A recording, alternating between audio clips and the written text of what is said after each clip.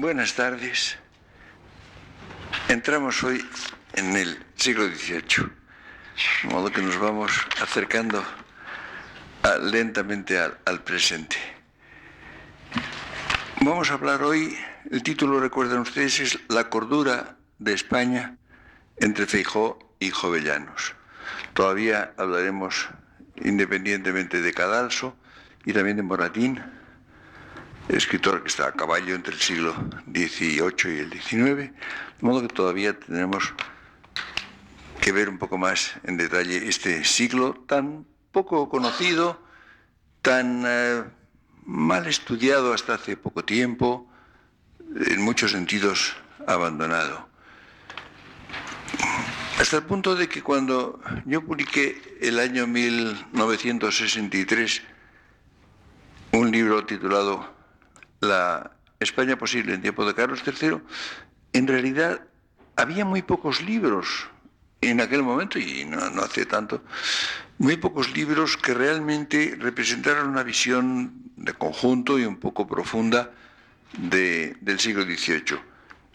Hay algunos libros antiguos, hay por ejemplo un libro que se ha reeditado, por cierto, en español hace no mucho tiempo, un libro muy extenso de Devis du Désert, que es un libro muy valioso, con muchos materiales, con muchas cosas sobre el siglo XVIII. Hay luego otro libro que no es muy bueno como libro, no está muy bien construido, de Sagalle, de Jean Sagalle, que fue rector de la Universidad de París bastante tiempo, sobre la segunda mitad del siglo XVIII, valioso, pero quizá no muy bien construido. Hay otro libro muy bueno, más reciente, de Richard Hare, que se publicó también en español. En español se titula La Revolución del siglo XVIII en España. Y desde entonces ha habido muchos libros realmente interesantes. Hay unas cuantas figuras españolas y extranjeras. Ha sido Domínguez Ortiz, por ejemplo, ha sido Siebold o Dowling o Glendinning. En fin, ha habido muchas cosas muy valiosas sobre el siglo, en los últimos 30 o 35 años. Es decir, yo creo que ha avanzado el conocimiento del siglo probablemente más en los últimos 30 o 35 años que en 2 siglos anteriores, desde entonces. Hay también que contar el libro de Alborg, de Juan Luis Alborg, La historia de la literatura española, que está en curso de publicación, no ha pasado del romanticismo, y hay un volumen entero de 1000 páginas dedicado al siglo XVIII. Como saben ustedes, el siglo XVIII se despachaba en 4 páginas, en casi todos los libros. Yo recuerdo una antología, por lo demás, bastante buena de literatura española que saltaba de Calderón a Espronceda. Decía, es un salto olímpico. Si esto se da en una olimpiada, le dan una medalla de oro. Y ha escrito un libro de 1000 páginas bastante grandes, sobre la literatura del XVIII. Y no es completo, hay muchas más cosas. De modo que yo tengo mucho interés por esta época y naturalmente no vamos a estudiarla. Estamos tomando unas cuantas muestras de algunos españoles especialmente representativos. Es una crisis la que representa el XVIII. Ustedes han visto que hubo una decadencia en España en el siglo XVII, una decadencia más tardía de lo que se piensa. En definitiva, sus comienzos serían en torno a 1640, pero todavía el resto del reinado de Felipe IV no es todavía decadencia, aunque haya problemas, dificultades y quebrantos. Ya el reinado de Carlos II, desde el año 1665 hasta 1700, en que muere, ese ya sí realmente en muchos sentidos fue en decadencia. Pero lo que es característico es que esa decadencia española, que fue real, no lo dudo que fue real, fue más creída y reconocida, incluso anticipada, más que su efectiva realidad. Y precisamente está ocurriendo en la investigación de los últimos años, está descubriendo que hay ya un comienzo de renacimiento dentro del reinado de Carlos II. Por ejemplo, don Juan de Austria, el segundo, empezó a favorecer, por ejemplo, las ciencias y fue el promotor de una especie de primera ilustración, todavía en el siglo XVII, que era muy mal conocida y que se ha empezado a conocer, don Juan José de Austria, como se llamaba, y ha empezado a estudiarse en los muy últimos años. El año 1700, al quedar sin sucesión Carlos II, hereda la corona española Felipe V. Felipe V, que era el duque de Anjou, nieto de Luis XIV, con lo cual se dice comienza la casa de Borbón, la dinastía de Borbón. Alguna vez ya les he dicho a ustedes que esta idea de la casa de Austria y la casa de Borbón como dos dinastías distintas no me acaba de convencer, porque tampoco era muy Austria. Evidentemente los reyes llamados de la casa de Austria eran descendientes directos de los reyes católicos. Doña Juana la Loca era hija de los reyes católicos y por tanto Carlos V era su nieto y Felipe II era su bisnieto y así sucesivamente. Y de paso advertía que si hubiera vivido el príncipe don Juan, el hijo de los reyes católicos, con lo cual todos los historiadores dicen que se alteró la sucesión normal española, se había casado con una hermana de Felipe el Hermoso, Margarita de Borgoña, con lo cual la sucesión hubiera sido exactamente igual. Hubiera sido un hermano con una hermana y en el otro caso una hermana con un hermano. De modo que la sucesión hubiera sido igual. Tampoco es... evidentemente el Felipe V era también nieto de reyes españoles. Era la otra rama, era su abuela y su bisabuela eran reinas españolas. La mujer de Luis XIII y la mujer de Luis XIV. Como ven ustedes, el cambio no es tan importante, no es tan cambio como parece. Evidentemente, había nacido en Francia, Felipe V tenía una educación francesa, pero era jovencísimo. Los Borbones se españolizaron muy pronto, quizá demasiado. Es posible que demasiado. Al cabo de muy poco tiempo eran totalmente españoles, realmente. Tenían, por otra parte, además una influencia italiana muy marcada. No olviden ustedes que la reina María Luisa de Saboya era italiana y en definitiva se olvida cuando se habla del afrancesamiento del siglo XVIII, en definitiva se olvida demasiado que la influencia de Francia fue grande, pero no exclusiva ni mucho menos. Había una influencia italiana sumamente viva y sumamente fuerte, con relaciones, y por otra parte la hubo también inglesa, holandesa, austriaca, prusiana. Lo que pasa es que Europa empieza a funcionar mucho más unida, mucho más presente toda ella. No olviden ustedes el espléndido libro que yo traduje hace 1000 años, de Paul Hazard, La crisis de la conciencia europea, 1680-1715, es el periodo que abarca. Es la época en que precisamente hay una conciencia europea, en que Europa empieza a funcionar realmente como una unidad con todas las naciones en presencia. Francia realizaba, si se quiere un poco antes y de un modo más brillante, lo que era el siglo XVIII. Pasa un poco como con los Estados Unidos actualmente. Hay muchas cosas que parecen que son americanas, no, son el siglo XX. Siglo XX, que se realizan quizá algo más, algo mejor, algo más brillantemente en los Estados Unidos, pero son las cosas del siglo XX.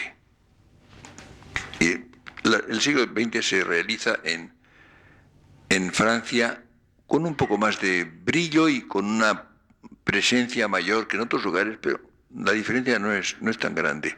Incluso en la manera de vestir, yo he recordado hace poco tiempo que en el cuadro de Claudio Coello de la Sagrada Forma en el Escorial aparece con unos trajes, la corte de Carlos II aparece con unos trajes que se parecen bastante a los franceses, mientras que poco antes había la diferencia. Por ejemplo, cuando las bodas reales, la diferencia entre la corte española y la corte francesa era enorme, se vestían de modos muy distintos, Entonces no. Era influencia de la Casa de Borbón, no, si no había llegado todavía, si era todavía con un rey de la Casa de Austria, era Carlos II. Si ustedes ven los retratos del siglo XVIII, todos se parecen. Españoles, franceses, ingleses, austriacos, hasta americanos. La diferencia entre un retrato de Washington y uno de Carlos II no es tan grande. Es una época además de mucha uniformidad. Son rasgos que conviene tener presentes si no quiere uno equivocarse.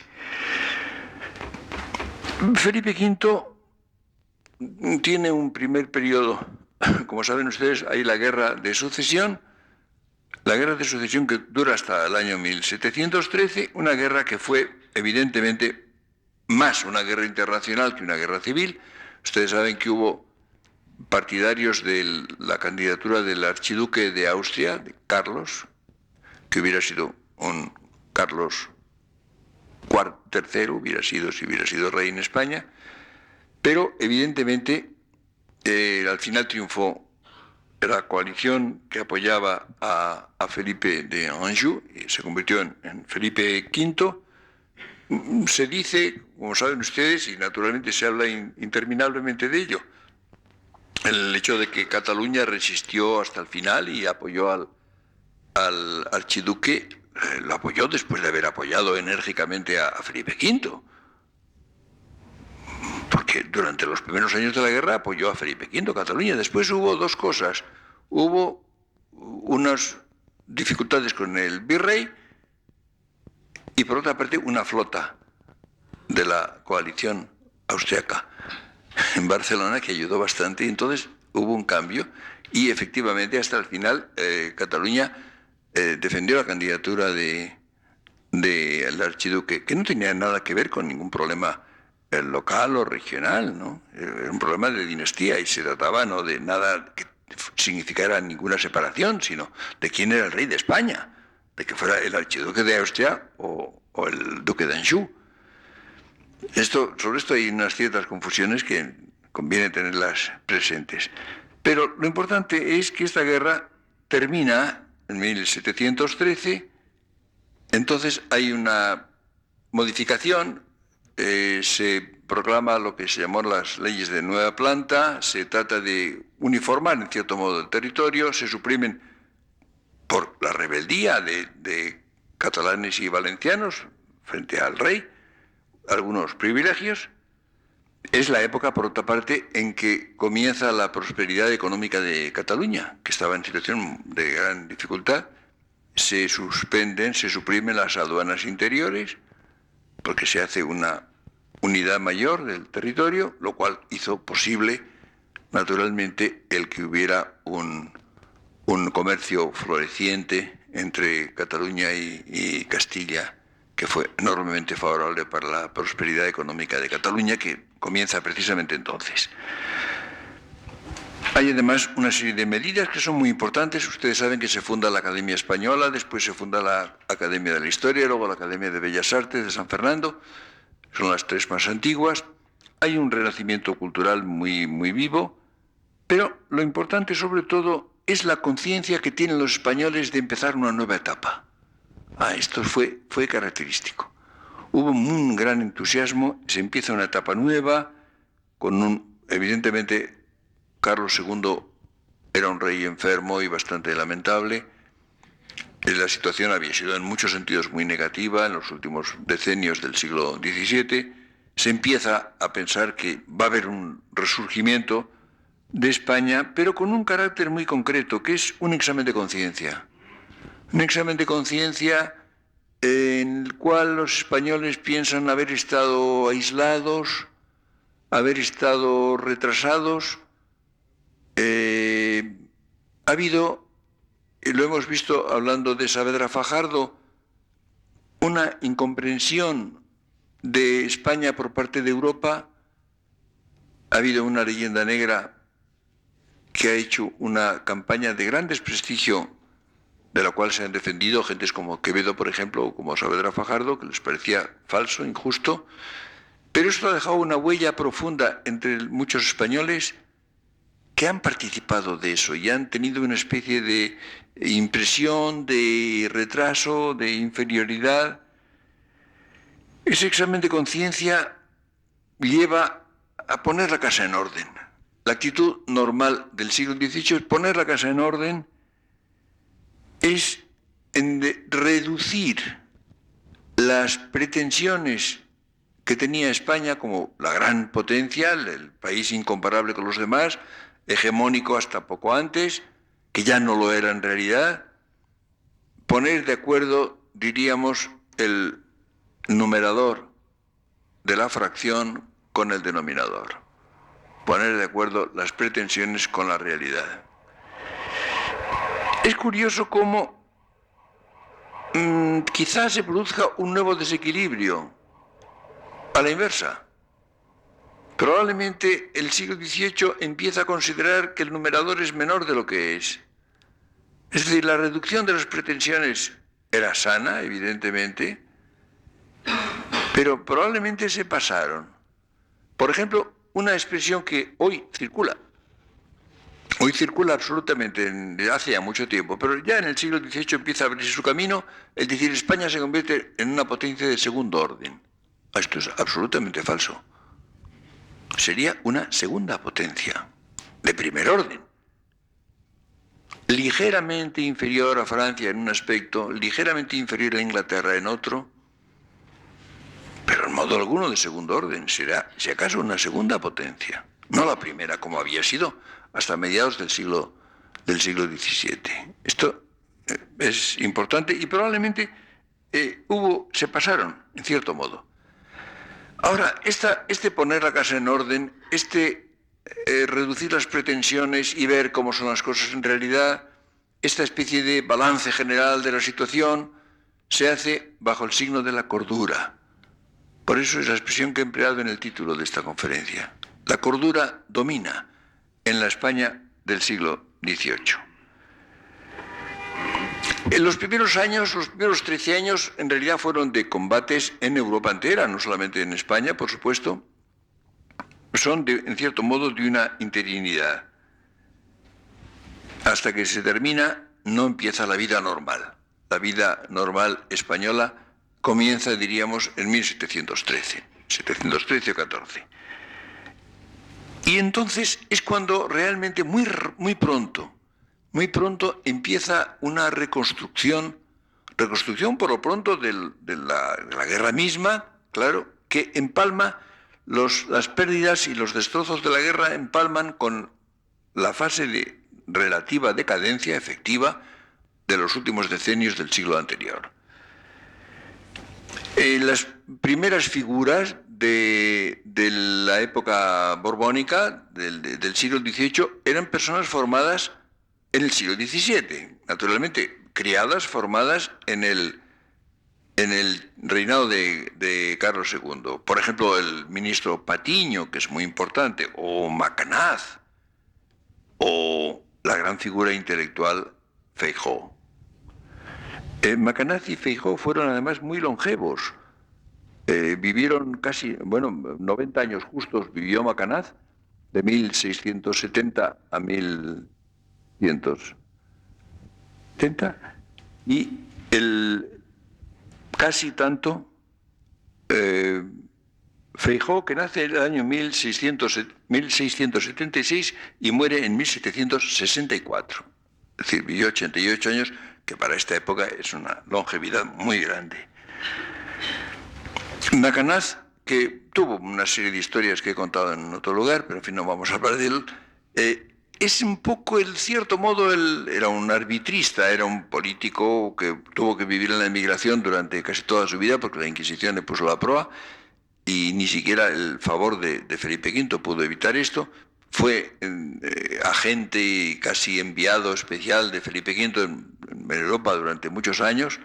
Luego volvió a España ya viejo y fue encarcelado y estuvo también unos años en prisión. Hay un libro interesante de Carmen Martín Gaite que se llama Macanaz, Historia de un empapelamiento, que es un libro interesante y está muy bien hecho, por cierto. Y ahí tienen ustedes, si quieren, les interesa la figura de Macanaz. En un libro mío se publica en la segunda edición de La España posible en tiempo de Carlos III, hay un apéndice en el cual hablo del proyecto de Macanaz, hablando de un documento que tengo en manuscrito y que es sumamente interesante, que este hombre esboza el programa de lo que iba a ser el siglo XVIII español.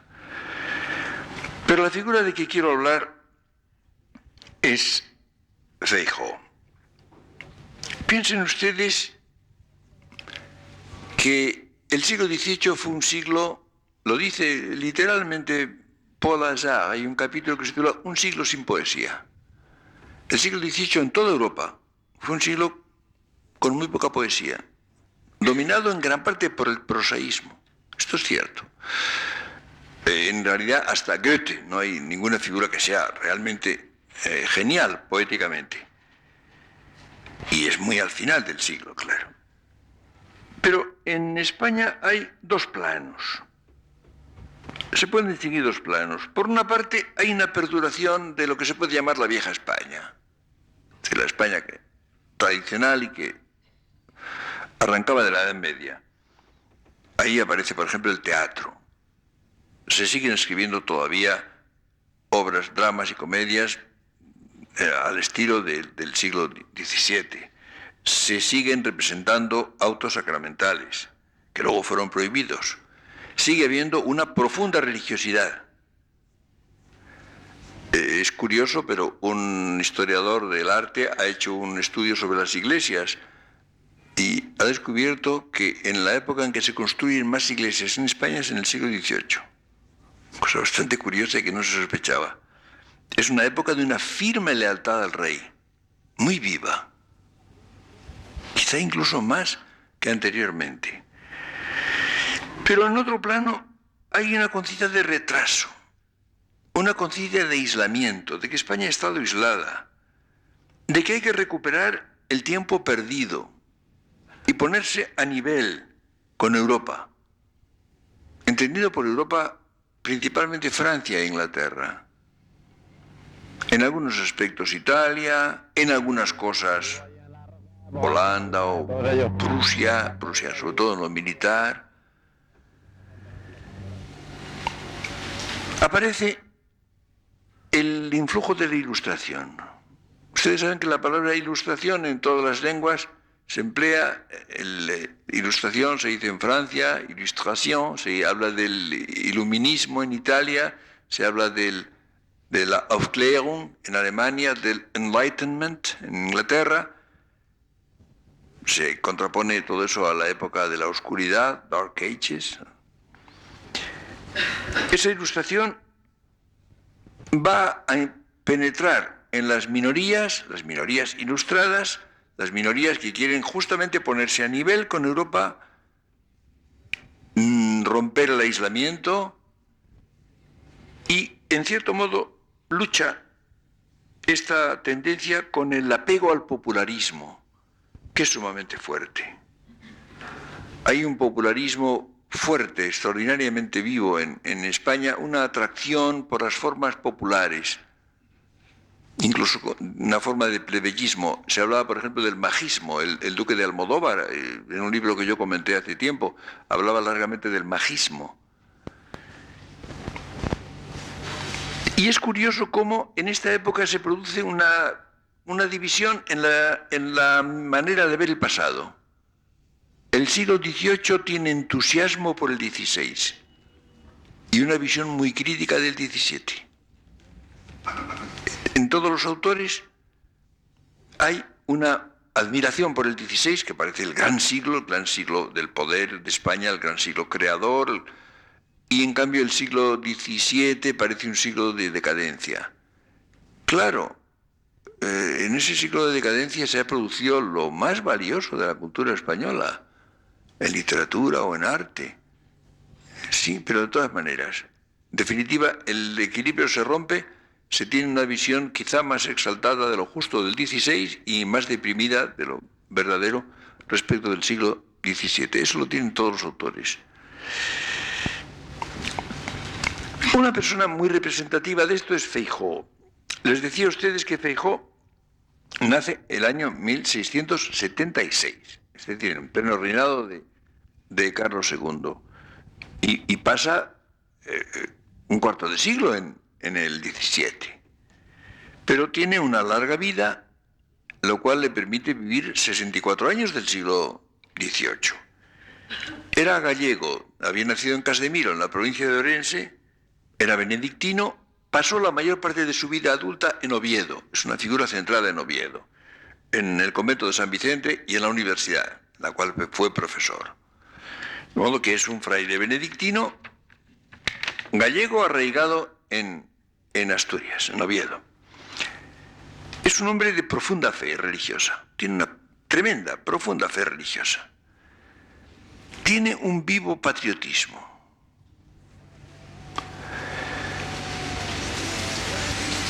Tiene un interés moderado por la teología, no es lo que más le interesa. La teología está hecha, cree que ha habido muy buenos teólogos y que ahí está.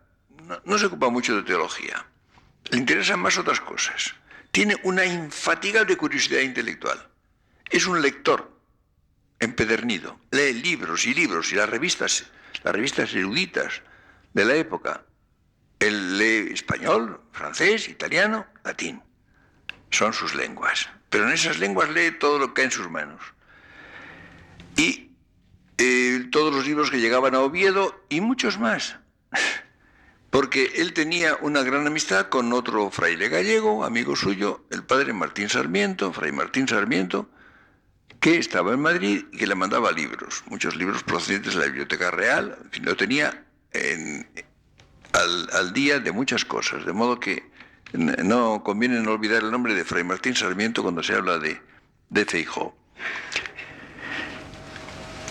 Y este hombre encuentra que España está en estado de error. Error, dirán ustedes, bueno, pero ahí ha estado la Inquisición. Él no entra mucho en eso, pero le parece que la Inquisición ha tenido un papel que ha sido impedir que los españoles caigan en herejías. Y efectivamente, no hay herejías en España, o muy pocas. Pero, claro, los pecados contra la fe pueden ser dos clases. Hay un pecado por defecto, que consiste en no creer lo que hay que creer, pero hay pecados por exceso, que consisten en creer lo que no hay que creer. Esto es la superstición. Y España está llena de supersticiones. Los demás países también, ¿eh? No crean ustedes que no, pero bueno, concretamente se refiere a España. España está llena de supersticiones. Está, por tanto, en estado de error. Error religioso. Pero luego hay otros errores. Se creen una cantidad de cosas que son absurdas, que son falsas. Por ejemplo, la medicina oficial. Yo le pregunté una vez a mi buen amigo, historiador de la medicina eminente, Pedro Laín Entralgo, ¿desde cuándo la medicina ha ayudado más bien a curarse que a morir? Me dijo, no es mala pregunta. Y se puede contestar bastante bien desde fines del siglo XVIII, quizá principios del XIX. Efectivamente, ustedes saben, por ejemplo, que la medicina oficial en todo el mundo, por supuesto, por ejemplo, cuando alguien tenía fiebre, lo primero que hacían era no darle de comer. No, por supuesto. Eso ha llegado hasta mi niñez, ¿no? Con fiebre no le daban de comer a nadie. Y, en principio, no darle tampoco de beber. Y además sangrarlo. Ustedes saben que la sangría ha sido general. Cuando tuvo aquella pulmonía Descartes, de que murió en 1650 en Estocolmo, en la corte de Cristina de Suecia, el médico sueco lo quiso sangrar. Y él dijo, por favor, épargnez le sang français, ahorre la sangre francesa, le dijo. Y no se dejó sangrar. A pesar de ello murió, pero en fin. Pero claro, el que no moría de la enfermedad moría de deshidratación. No comía, no bebía y lo sangraban. Por eso la mortalidad en las clases superiores era muy alta, porque la pobre gente, pues, la naturaleza obraba y muchas veces se salvaban. Pero el que tenía un médico al lado, o varios médicos, estaba perdido. Ustedes piensen, yo hace unos años me acuerdo que tropecé con una lista de las reinas de España y venían con sus fechas y me quedé aterrado, porque casi ninguna había llegado a los 40 años y muchas habían muerto antes de los 30. Había un consumo de reinas terrible, ¿no? Realmente. Entonces, Feijóo no está muy de acuerdo, no está seguro de que esto sea así, las disposiciones de los médicos, y él empieza a hablar. Él era muy partidario de un médico de medicina escéptica, del doctor Martín Martínez, por ejemplo, sobre el cual escribió. Y entonces, por ejemplo, decían que no se debía beber agua antes de dormir. Entonces él se bebía un gran vaso de agua fría y dormía divinamente. Bueno, entonces los médicos, el protomedicato, no lo podía ver, como es natural, ¿no? Bueno, y entonces los frailes tampoco, porque decía que había unos milagros en tal ermita y él explicaba que eran unas flores de una planta que florecía en no sé qué momento, en fin, con lo cual les estropeaba las colectas y yo qué sé. Entonces suscitó una oposición feroz y hubo libros y más libros polémicos contra Feijóo, que era hombre de mucho temple, era muy benévolo, pero bastante aguerrido. Hasta que hubo un acto, el año 1750, se cometió un acto de eso que se llama despotismo ilustrado. Es en estado de pureza, es el despotismo ilustrado químicamente puro. Y es que Fernando, un acto de eso que se llama despotismo ilustrado, es en estado de pureza, es el despotismo ilustrado químicamente puro. Y es que Fernando VI prohibió las polémicas sobre Feijóo. Es un acto de despotismo, evidentemente, pero ilustrado. Con lo cual consiguió que Feijóo pudiera dedicarse a sus escritos y a sus trabajos en vez de estar polemizando con todos los que lo atacaban. Como ustedes, fue despotismo, ciertamente lo fue, pero ilustrado. Él era un hombre de espíritu muy abierto, sumamente preocupado por los retrasos efectivos españoles, sobre todo del conocimiento. Habla de las causas del retraso de España y dice algunas cosas. Les voy a leer a ustedes algún pequeño fragmento.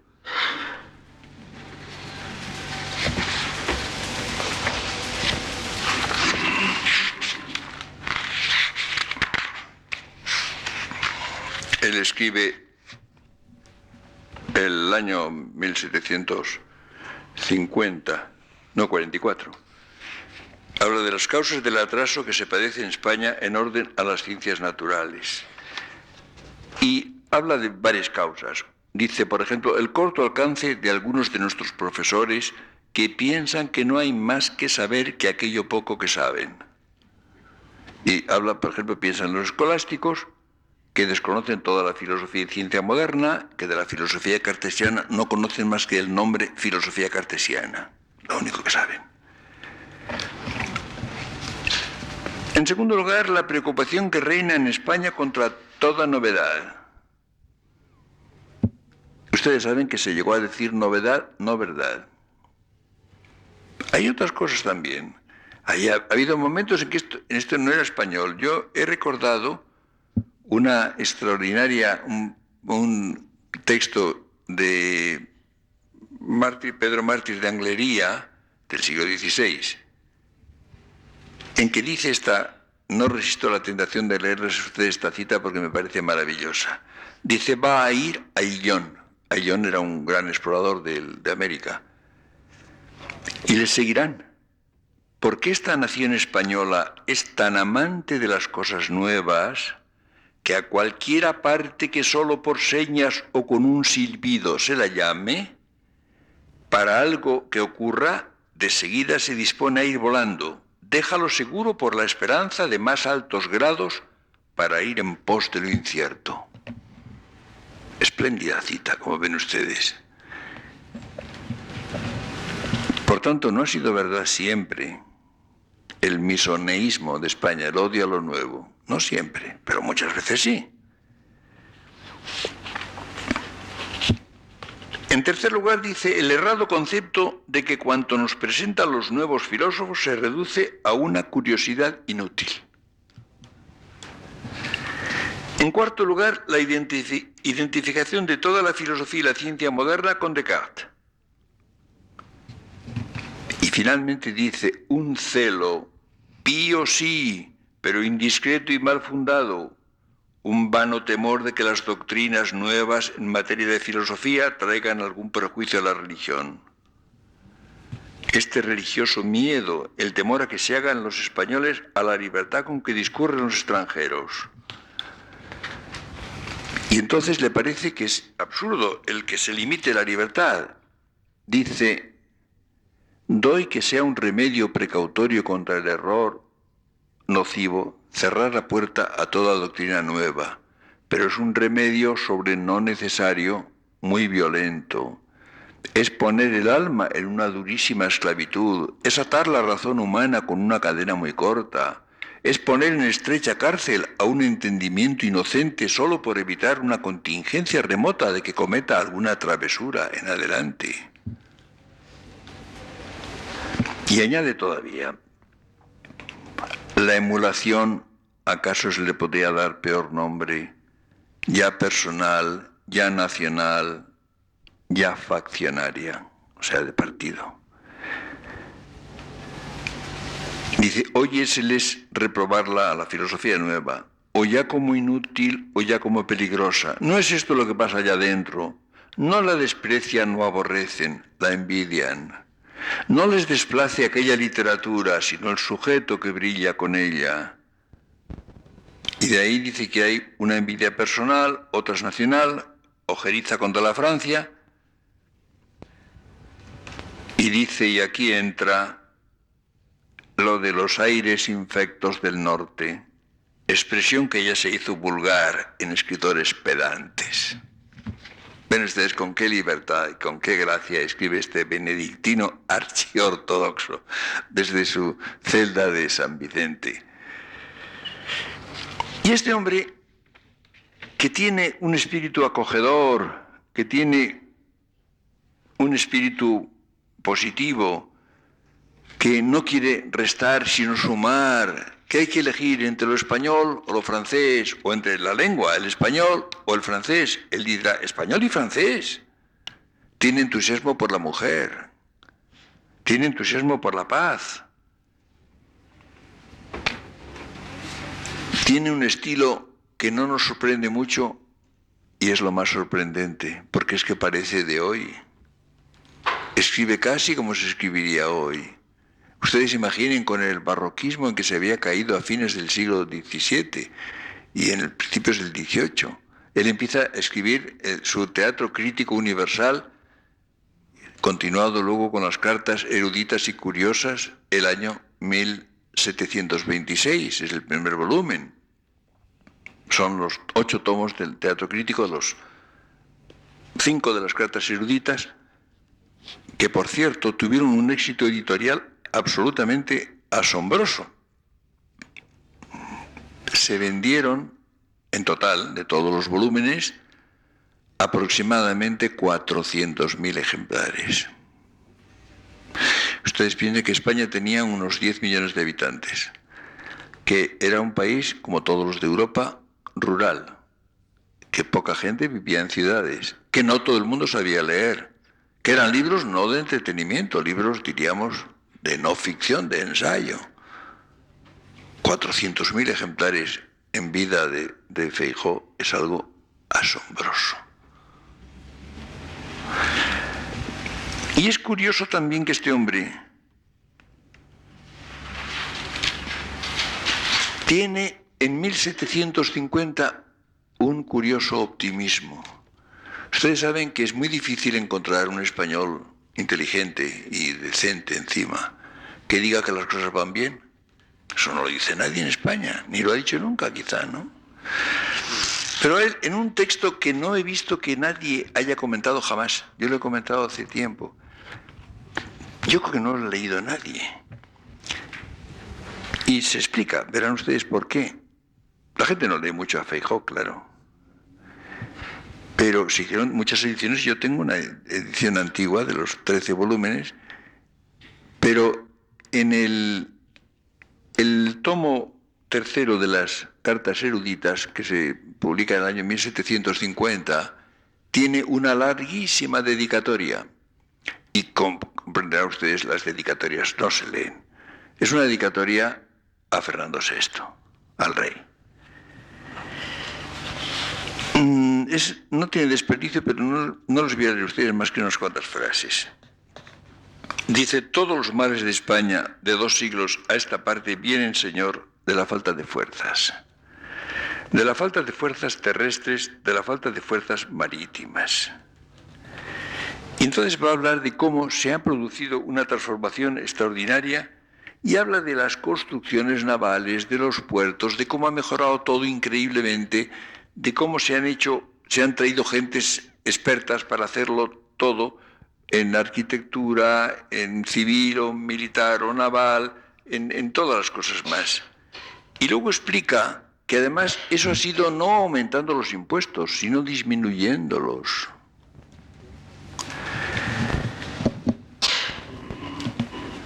Y que ha sido un reinado extraordinario, y especialmente dice en los 2 últimos años, dice con esa precisión, es decir, de 1748 a 1750, en gran parte, sobre todo, porque ha sido un reinado absolutamente pacífico. Ustedes saben que la única época en que España no ha tenido ninguna guerra, ni grande ni pequeña, ni exterior ni interior, ha sido el reinado de Fernando VI.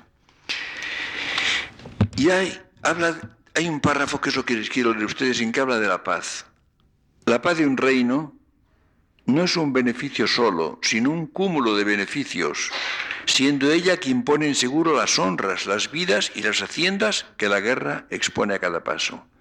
Y aún no son estos los efectos más apreciables de la paz, sino que también es convenientísima para el bien espiritual de las almas.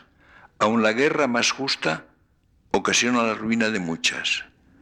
Y la miseria o pobreza de los pueblos, secuela ordinaria de la guerra, ocasiona la de muchas más. Declamen los filósofos cuanto quieran contra los vicios que resultan de la riqueza o superfluidad de los bienes temporales. Yo estoy y estaré siempre en que son mucho más frecuentes los que provienen de la falta de lo necesario. ¿De qué otra causa, sino de esta, viene, aun dejando otros capítulos, que en nuestra España, de parte de un sexo, lloremos tantos latrocinios y de parte del otro tantas torpes condescendencias? Ven ustedes que es un fraile partidario de la riqueza. La riqueza puede ser mala, puede tener riesgos, sí, pero la pobreza tiene muchos más. Es mucho peor. La guerra puede ser justa, puede ser en algunos casos justificada, pero siempre desastrosa. Él es partidario de la paz y de la riqueza. Y España está en paz y ha aumentado su riqueza enormemente. Y ha sido gobernada sabiamente por Fernando VI y sus ministros. Los reyes del siglo XVIII, especialmente de Felipe V a Carlos III, no eran extraordinarios personalmente. Tuvieron el supremo acierto de un gobernante, que es elegir a la gente competente. Lo mejor del país tuvo los puestos rectores en España. Totalmente.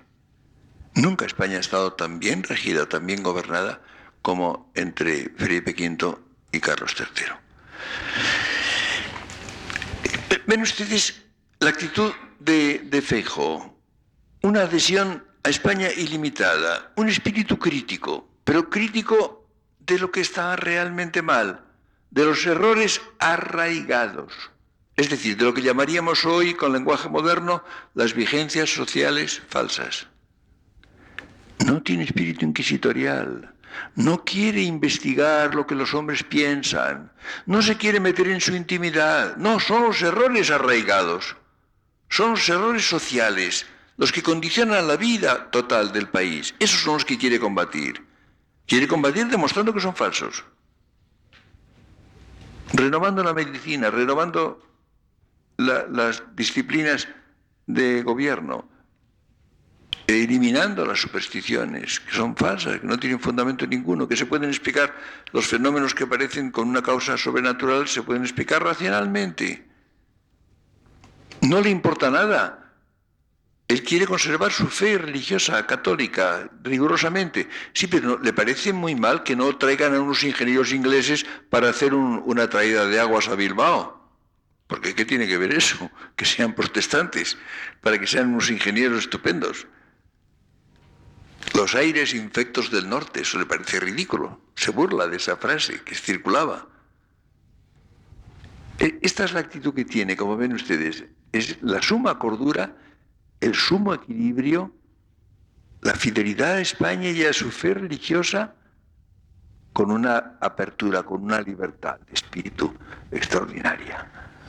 Hay un libro magnífico, Las ideas biológicas del padre Feijóo, de Marañón, en el cual hace el balance, no habla solamente de las ideas biológicas, sino en general de las ideas de Feijóo, que eran sumamente certeras en su mayor parte, y muy avanzadas, y que anticipan muchas cosas de su época, sin caer en los frecuentísimos, constantes errores en que cayó la mucho más brillante Ilustración francesa, por ejemplo, sin duda ninguna.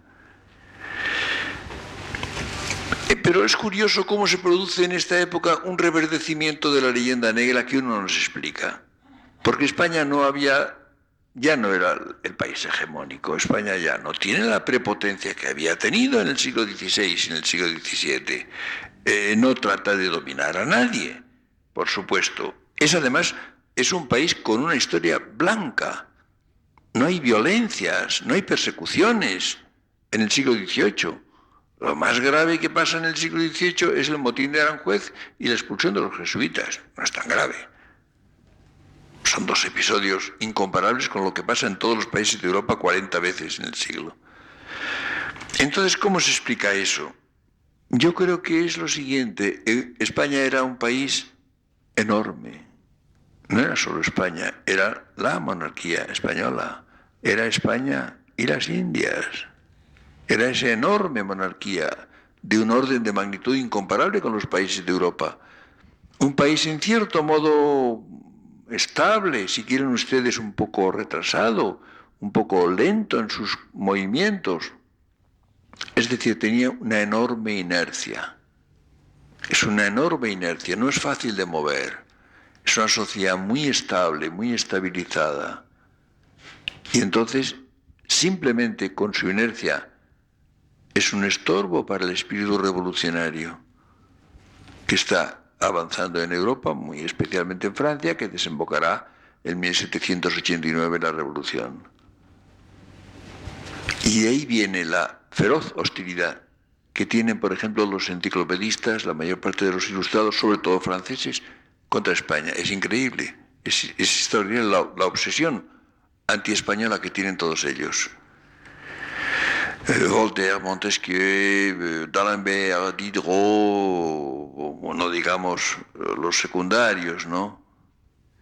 Como Masson de Morvilliers o cualquier otro. Y esto yo creo que es lo que da lugar a este reverdecimiento tan poco explicable de la leyenda negra. Y claro, cuando Masson de Morvilliers, en la Enciclopedia Metódica de Panckoucke, en aquel artículo dice aquellas preguntas famosas: ¿qué se debe a España? ¿Qué ha hecho España desde hace 2 siglos, 10 siglos, 12 siglos? Nada. Entonces, esto produce una especie de oleada de protestas, es decir, las apologías. Aparecen los apologistas, uno de ellos un piamontés, el abate de Nina, que en la Academia de Berlín hace una defensa de España, una defensa un poco jactanciosa y con desplantes, porque de paso dice que y Francia que ha hecho, que se le devuelve la pelota, ¿no? O también el botánico Cabanilles, por ejemplo. Pero luego, sobre todo, el libro más curioso es el de Forner, Juan Pablo Forner, que era un extremeño vehemente, y que por encargo de Florida Blanca escribe un libro, Oración apologética por la España y su mérito literario, es un libro del año 1786. Y este hombre es un tipo muy curioso porque, bueno, tiene razón en muchas cosas. Además, era un hombre muy erudito, sabía muchas cosas. Y le irrita enormemente el que hablen de España, como hablaban, gentes que no sabían de España absolutamente nada. Absolutamente nada, que no conocían nada, que no habían leído un libro español, que no sabían español, por supuesto. Esto le produce una irritación enorme, pero él se embala. se embala y entonces quiere justificar todo lo español, todo le parece bueno, estupendo. Entonces ya niega el valor de todo lo demás. Bueno, Descartes es un novelista y Leibniz son hacedores de mundos. Y bueno, la matemática no tiene interés. La química es la alquimia la alquimia de la física. Es decir, se embala y la razón que tenía originariamente la pierde. La pierde y se convierte en un típico apologista, que es la otra parte, la otra reacción de los que, en lugar de quedarse deprimidos, hoy diríamos acomplejados por la leyenda negra, reaccionan a todo y entonces defienden todo lo español a ultranza, sea bueno o sea malo. Lo característico de esa actitud, sobre todo posterior, y por ejemplo en nuestro tiempo, es que, por lo menos, Forner sabía muchas cosas. Forner sabía y conocía las cosas españolas, había leído muchos libros españoles. Pero esa actitud, en épocas posteriores, en el siglo XIX y el siglo XX, han solido coincidir con una absoluta ignorancia de todo lo español. Y así se ha dado el caso en nuestra época de esas gentes que dicen que España es un país extraordinario y maravilloso y que los españoles son los mejores del mundo, pero que no saben nada de España. Y cuando ustedes les dan la razón, dicen, sí, efectivamente, fulano de tal y fulano de tal y fulano de tal son maravillosos. Dice, no, esos son unos canallas, unos miserables, no valen nada. Es decir, que tienen una especie de exaltación abstracta de España, de una España vaga, que no existe, y en cambio son hostiles a todo lo valioso en concreto y realmente de España. Los hemos conocido, o los conocemos, porque no han desaparecido todavía. Y todavía seguimos, todavía hay esos dos grupos de los detractores ignorantes y los ensalzadores no menos ignorantes. Y ha habido desde el siglo XVIII algunos espíritus libres, con algún conocimiento, que han tratado de distinguir, que han creído que España tiene muchos errores, muchos defectos, muchas deficiencias, pero que a pesar de todo es un país creador, enormemente interesante y en muchos sentidos superior a otros. Esta actitud la tiene, por ejemplo, una figura también muy olvidada, que es el padre Juan Andrés, o el abate Juan Andrés, porque como era jesuita y fue expulsado y después se disolvió la compañía, se convirtió en abate, ya no padre. Juan Andrés, que vivió de 1740 a 1817, vivió en Italia, desde la expulsión de los jesuitas, desde 1767 vivió en Italia, y allí escribió en italiano una enorme obra que luego fue traducida por su hermano Carlos al español en 10 volúmenes, tengo la fortuna de poseerla, que se titula Origen, Progresos y Estado Actual de toda la literatura. El título es engañoso porque entiende por literatura lo que llamaríamos cultura. Habla de todo, habla de literatura, de filosofía, de filología, de ciencia, de todo. Es una especie de estudio general del estado de la cultura en la segunda mitad, al final del siglo XVIII.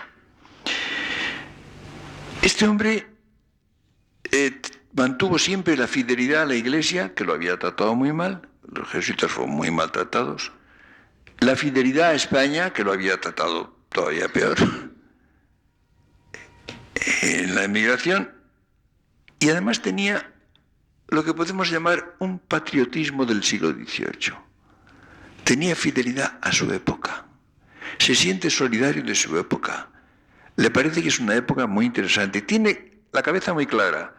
Él piensa que las grandes figuras creadoras son del XVII, que el siglo XVIII ha vivido de ideas del XVII, que los grandes creadores en filosofía o en ciencia son del XVII, es Descartes, o es Malebranche, o es Spinoza, o es Leibniz, o Newton, o Boyle. Pero en el siglo XVIII han tenido difusión, han tenido prestigio, han tenido influencia, se han difundido enormemente. ha sido un siglo educador y han tenido gran fuerza. Y encuentra que hay una gran parte de la cultura del siglo XVIII que es antirreligiosa, que es anticristiana. Y esto le parece muy mal. Le parece muy mal, pero le parece que son muchos hombres inteligentes y en todo caso que escriben muy bien. Y que sus adversarios son muy piadosos, pero escriben muy mal. Y son muy torpes. Y en eso tiene una idea muy clara, realmente. Él dice que si tuviera que sacrificar su fe, preferiría mantenerla, aunque renunciara al arte literario y a la agudeza. Le parece más importante ser fiel cristiano y fiel católico, pero, en donde no entre la fe, prefiere que se escriba bien y prefiere que se piense con agudeza. Es una actitud en otro jesuita, en un jesuita, es otro religioso.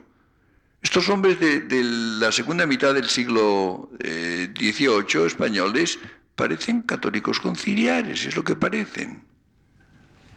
Y cuando los leemos ahora encontramos que en general tienen razón, que es lo que no nos parece cuando leemos a la mayor parte de los enciclopedistas, que no tenían razón.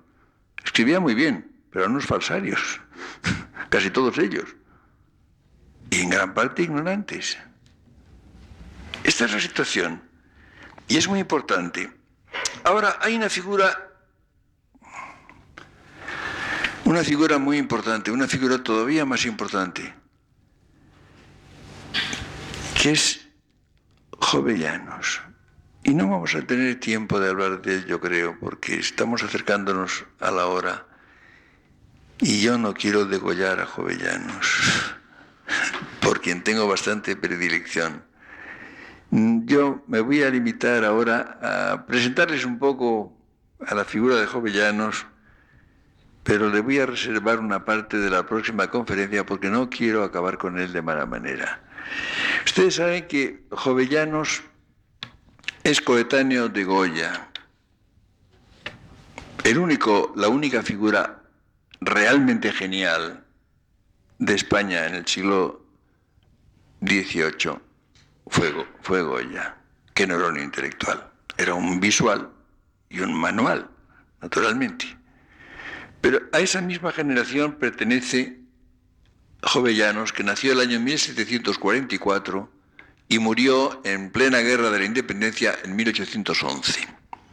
Era asturiano y era asturianísimo, ¿no? De Gijón. Se llamaba don Melchor Gaspar de Jovellanos.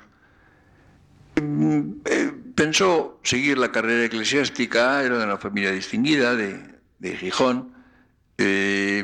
Recibió órdenes menores, pero luego no siguió la carrera de Derecho y fue magistrado.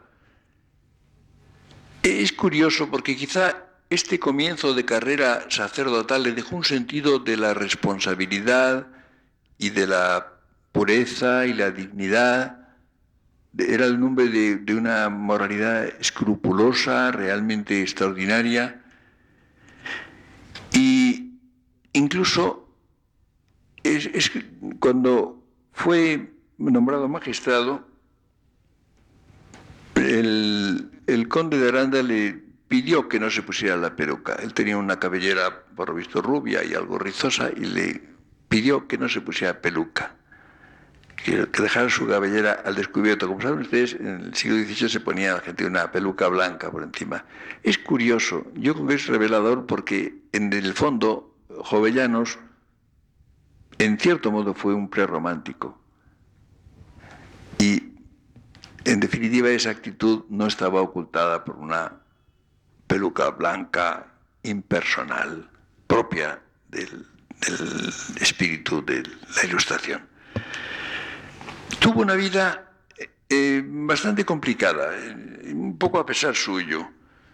Él pertenecía a la generación más propiamente ilustrada. Estuvo en Sevilla, fue amigo de Olavide, después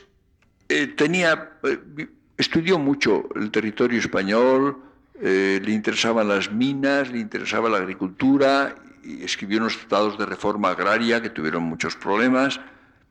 Fundó en Gijón un instituto que ha sido muy famoso, que quería formar mineros y pilotos. Las dos riquezas fundamentales de Asturias eran la navegación y la pesca, por una parte, las minas de carbón, por otra.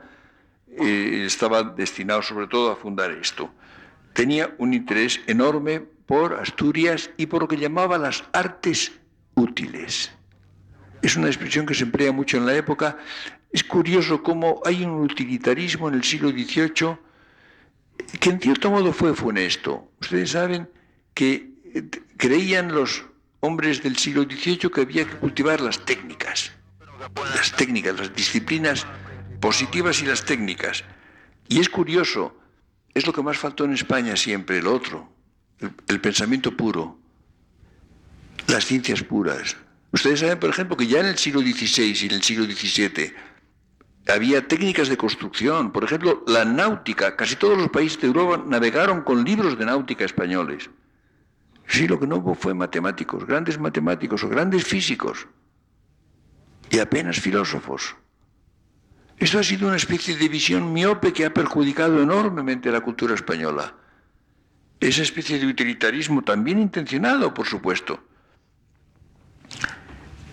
Él tenía un interés extraordinario, repito, por eso. Al mismo tiempo, tenía una profunda religiosidad. Es un hombre profundamente religioso, pero muy crítico.